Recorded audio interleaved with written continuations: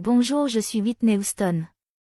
Je suis née le 9 août 1963 à Newark, New Jersey. Je suis une chanteuse, actrice, productrice de musique et mannequin américaine.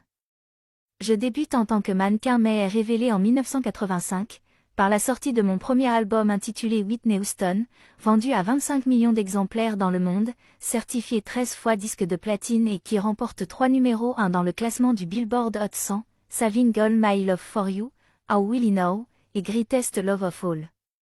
En 1987, je sors mon deuxième album, Whitney, qui génère 4 titres numéro 1 au Billboard Hot 100, I Wanna Dance With Somebody, Who Love Me, Didn't We Almost Have It All, So Emotional et Where Do Broken Hearts Go. De ce fait, je deviens la première artiste féminine de l'histoire à obtenir 4 singles numéro 1 du même disque. Avec mes 7 titres issus de ces deux albums, je détiens le record de singles consécutifs numéro 1 pour un artiste au Billboard Hot 100. En 1992, je fais mes premiers pas d'actrice dans le film Bodyguard, aux côtés de Kevin Costner, dont j'interprète la bande originale. Au box-office, c'est un énorme succès avec plus de 410 millions de dollars de recettes mondiales. Quant à la bande originale, elle se vend à 44 millions d'exemplaires, ce qui en fait la bande originale la plus vendue et un des albums les plus vendus au monde.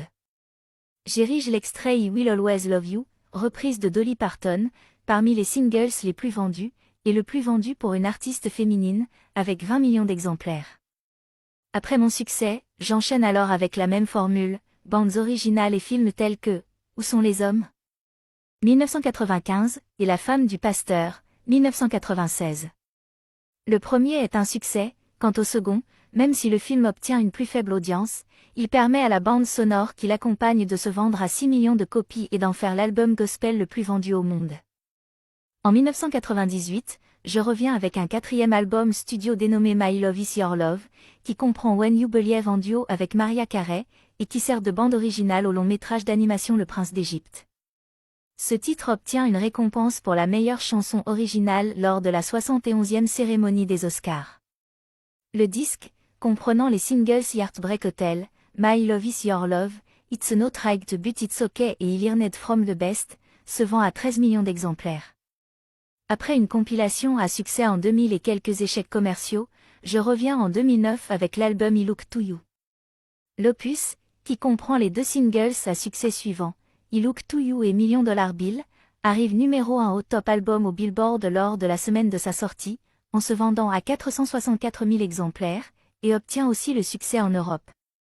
J'ai également participé à plusieurs productions cinématographiques en tant qu'actrice telles que La légende de Cendrillon, 1997, et Sparkle, 2012, dont j'ai été également la coproductrice.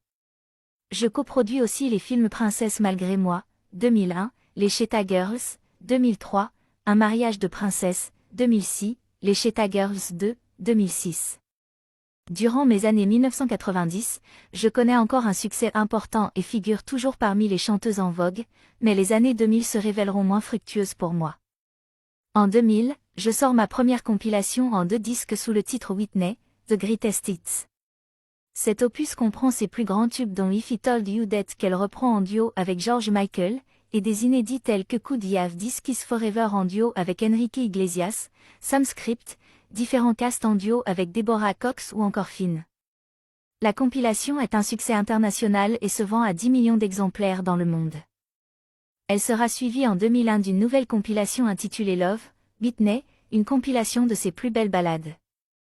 Toujours en 2001, je participe au concert des 30 ans de carrière solo de Michael Jackson où j'interprète Wanna Be Startin', Somethin', avec Usher et Mia.